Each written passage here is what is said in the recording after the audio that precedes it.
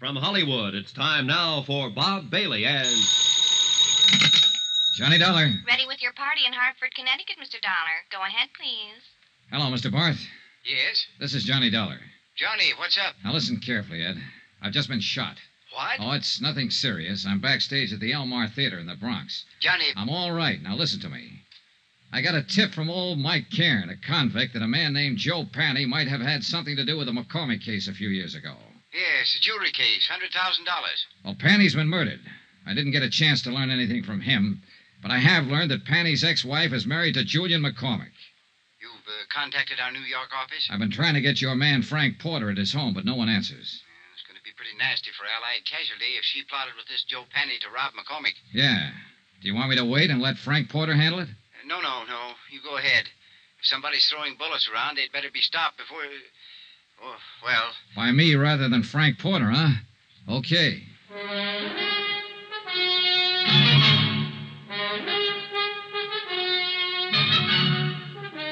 Tonight and every weekday night, Bob Bailey in the transcribed adventures of the man with the action-packed expense account, America's fabulous freelance insurance investigator... Yours truly, Johnny Dollar.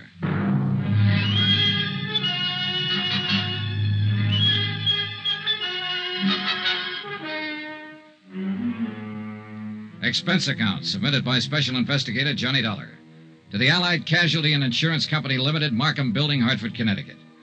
The following is an accounting of expenditures incurred during my investigation of the McCormack matter. Item 11, $7.50, one bottle of scotch, which I sent the stage doorman out to get while I was calling Ed Barth at Allied Insurance. Apparently, everybody in the neighborhood thought the exchange of shots between me and somebody in a long black coupe were backfires. It was the doorman who dragged me back in the theater. You got yourself a boy now, mister. Ah, it's just a graze. I sure don't get you. Calling insurance people and not police. Somebody fires a gun at you, call the cops. Have another drink. That's the way it seems. Hey, where you going? You should see a doctor. Later. I went back outside in the alley where the shooting had taken place. 10 minutes of looking around, and I dug a pair of .38 slugs out of a telephone post.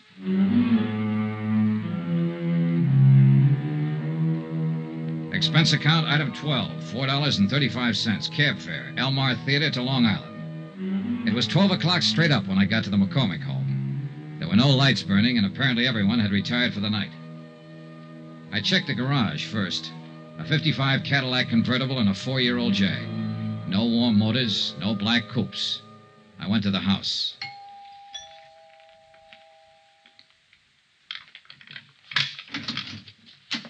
Oh, it's you. Hello, Mrs. McCormack. No, please.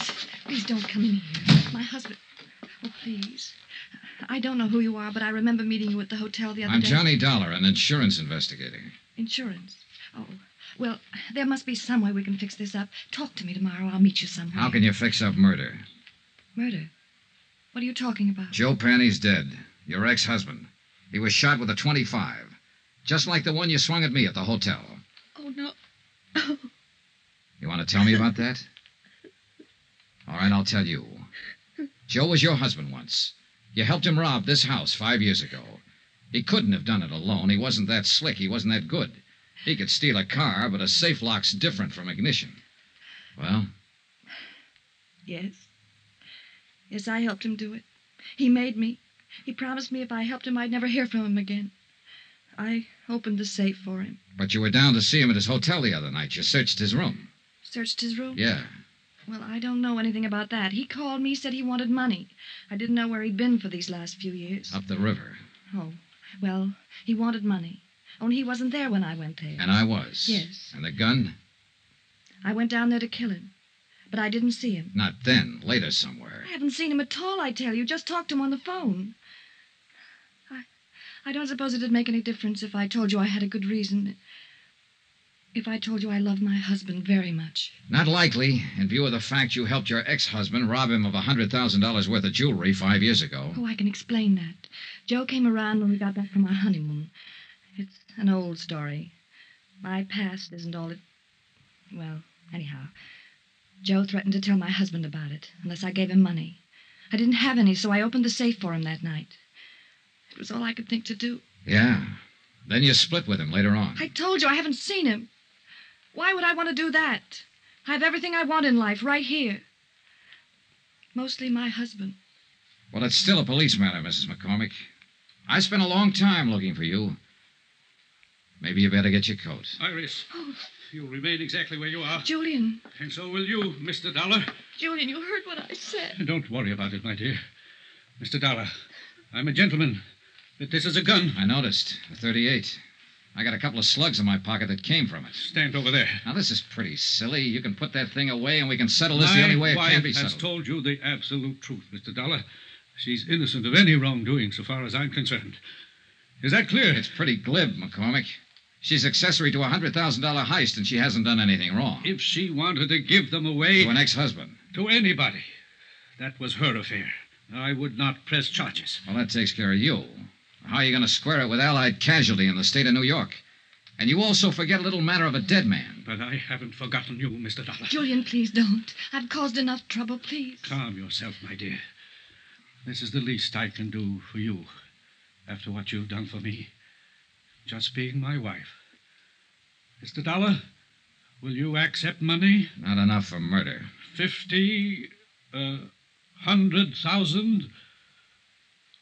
I'd hate to kill you, Mr. Dollar. You tried once tonight. You've referred to that before. But you weren't very good, and now you're even worse. You forgot to take the safety off that gun. The Give me safety! that. Oh, you killed him. You killed him. Ah, he's all right. Get out of the way and let me see that gun.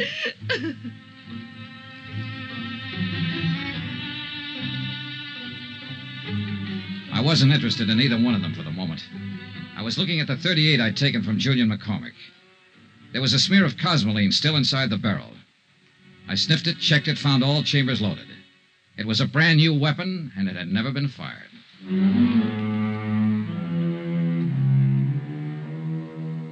Expense account item 13, $5.50, cab fare again, this time from Long Island to an apartment in Queens. The man I wanted to see was Allied Casualties man Frank Porter. He lived in a very polite neighborhood. That's apartment 203. But Mr. Porter's not in, sir. I'll wait for him. Yes, sir. It's all right if I sit in your lobby, isn't it? Oh, yes, sir. Yes, sir. But I'd prefer that you waited somewhere else. You would? This is a rather exclusive apartment building, sir, and we don't like people loitering in the lobby. Well, I'm on a pretty exclusive mission. But you don't like the mud on my clothes and the tear on my coat, huh? Are you a friend of Mr. Porter's? Yeah. Good friend? He wouldn't mind if I waited in his apartment, if that's what you mean. No, sir. Impossible. But a couple of bucks can do wonders sometimes. It was quite a layout. Books, pictures, furniture, and whatnots that make living at home pretty agreeable. I propped myself up on a stool at Frank's little bar, poured myself a drink, and sat there waiting for him. I was like that a half an hour later when he showed up. He looked a little unsteady on his feet. Oh, gee whiz. Johnny Dollar. Hi. You're the last person in the world I expected to see. I'm glad to light and let you in. I didn't think you'd mind. No, not at all. I tried to phone you earlier tonight. You were out. I'm sorry. Gee whiz. What's on your mind, Johnny? I wanted to tell you I was shot at tonight. Well, I wanted to tell you I found out who Mrs. McCormack is and was. Since you were on the case first for Allied, I thought I'd tell you first. Well, gee whiz. See, this is a nice setup. Full of nice things. Yeah. I've been in places like this before, Frank. They usually start at $300 or better a month. With maid service, phone service, all those things cost money. A lot of money. Don't they, Frank?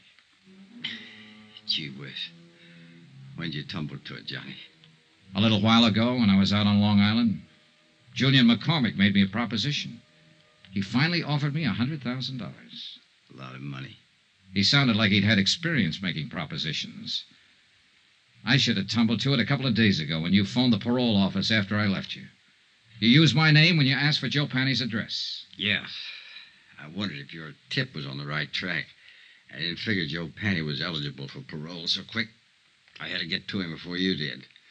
He wasn't the kind to keep his mouth shut. You shut it for him, didn't you, Frank? Mind if I sit down, Johnny? Now, go ahead. They'll be strapping you down one of these days. Gee whiz. No 150 a week investigating claims by nice places like this. It was one of those lucky things, Johnny.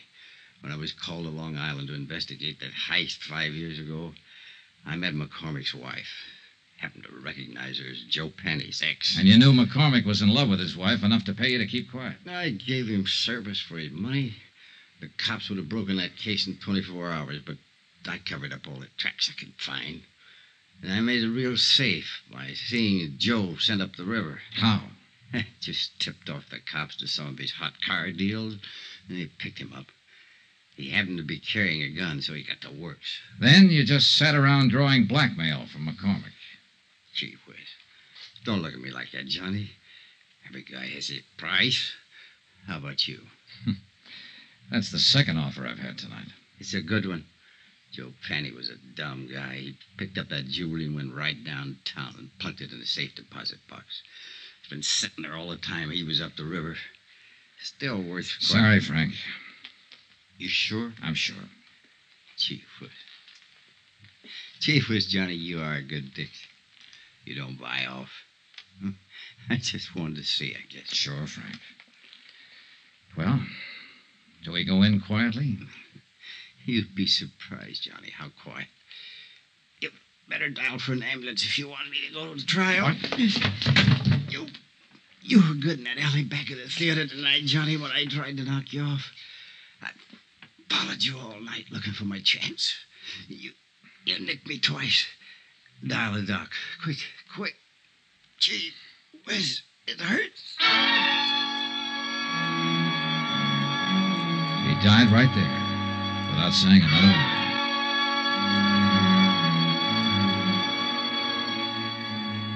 The disposition of the case and what to do about Frank Porter, an insurance adjuster who goes bad, is a matter I don't have to handle. And I'm glad. Expense account item 14, hotel and board in New York City, $79.30. Item 15, $84, legal fees and incidental expenses involved in locating the widow of Mike Cairns, who it seems is still alive somewhere in Iowa and will accept half the reward as promised. Item 16, $14 even, transportation back to Hartford.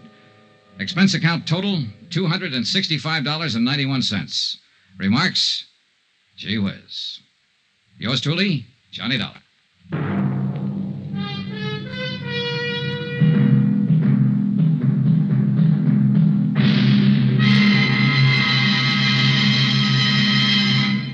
Now, here's our star, Bob Bailey, to tell you about next week's story. Thanks. Next week, the story of a ship, the Molly K. Destination, Davy Jones' Locker. Join us, won't you? Yours truly, Johnny Dollar. Yours truly, Johnny Dollar, is transcribed in Hollywood. Written by John Dawson, the entire production is under the direction of Jack Johnstone. Heard in this week's cast were Mary Jane Croft, Virginia Gregg, Marvin Miller, Forrest Lewis, Frank Gerstle, Herb Butterfield, Herb Ellis, Tony Barrett, Ken Christie, Jack Crucian, and Junius Matthews. Be sure to join us on Monday night, same time and station, for another exciting story of Yours truly, Johnny Dollar. Roy Rowan speaking.